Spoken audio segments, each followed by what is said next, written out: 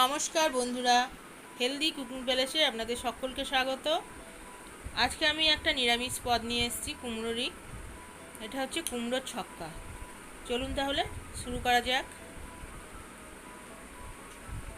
এটা খুব টেস্টি হয়। যাই হোক, আমি এখানে কুমড়ো এবং আলু কেটে নিয়েছি ঠিক সেই সাইজ করে।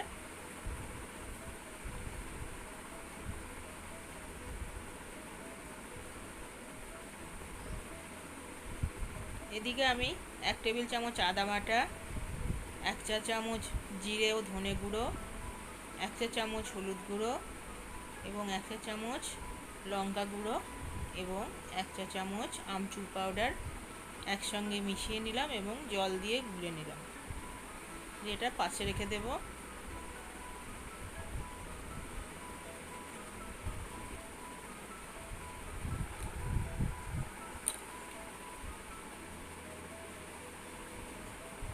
এবার আমি জল দিয়ে এটাকে গুলে রেখে দেব। মশলাটা এইভাবে জল দিয়ে মিশিয়ে রেখে ভাজলে এটা মশলাটা ধরে যাওয়ার সম্ভাবনা থাকে না এবং বাটা মশলারই টেস্ট পাওয়া যায়।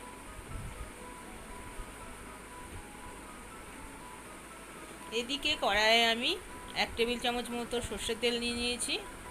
এতে আমি কুমড়োগুলো ছেড়ে দেব এবং ভেজে তুলে নেব।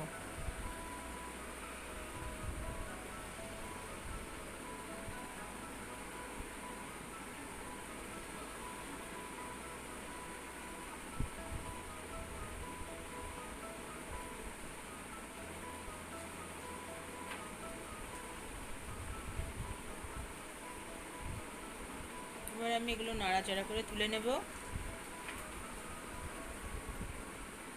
কুমড়োগুলো ভাজা হয়ে গেছে, তুলে নিলাম।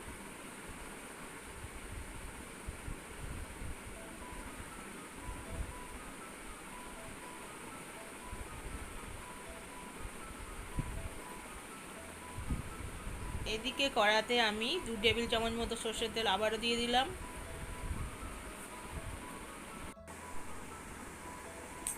কড়াইতে আমি এবার 1 পিঞ্চ মতো হিং দিয়ে দিলাম।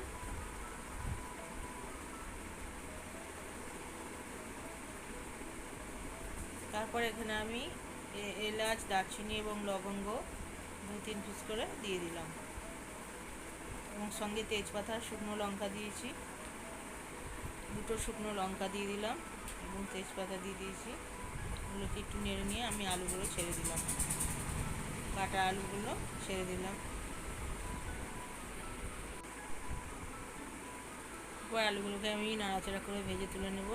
সঙ্গে অল্প নুন দিয়ে দিলাম।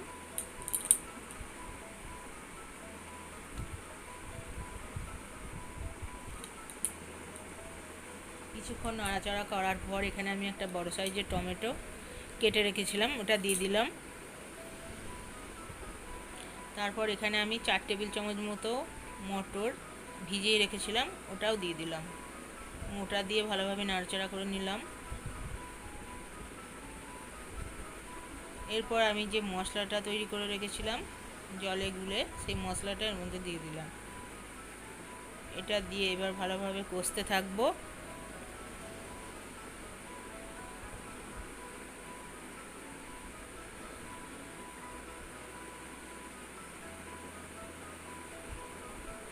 কিছুক্ষণ কষিয়ে নেওয়ার পর কুমড়োগুলো, ভাজা যে কুমড়োগুলো রেখেছিলাম সেগুলো আমি দিয়ে দিলাম। কুমড়ো দিয়ে বেশ কিছুক্ষণ কষিয়ে নেওয়ার পর এবার আমি এখানে গরম জল দিয়ে দিলাম।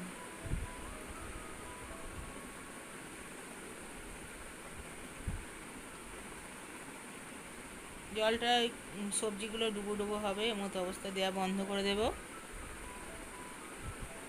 এবং স্বাদ মতো লবণ দিয়ে দিলাম। বাকি যে স্বাদ মতো লবণটা দিয়ে দিলাম। এবার আমি ঢাকা দিয়ে দিলাম। 15 মিনিট মতো ঢাকা থাক।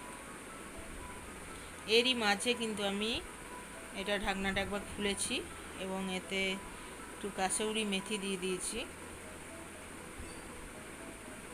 প্রথমে একটু নাড়াচাড়া করে নিই।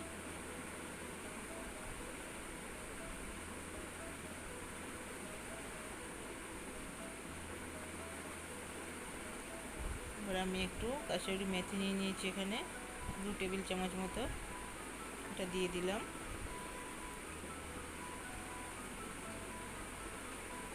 দিয়ে আমি আবারও ঢাকাটা দিয়ে দিয়েছিলাম।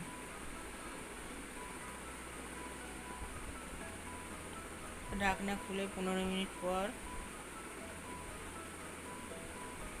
নাড়াচাড়া করে একটু চিনি দিয়ে দিলাম, স্বাদ মতো চিনি। যে যেমন চিনি মিষ্টিটা খাবেন সেই পরিমাণে দেবেন।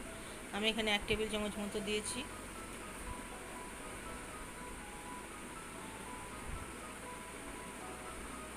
দিয়ে একটা আলু গেলে দিব,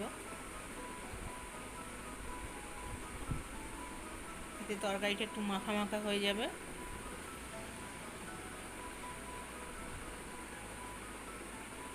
কুমড়োর ছক্কা আমার রেডি।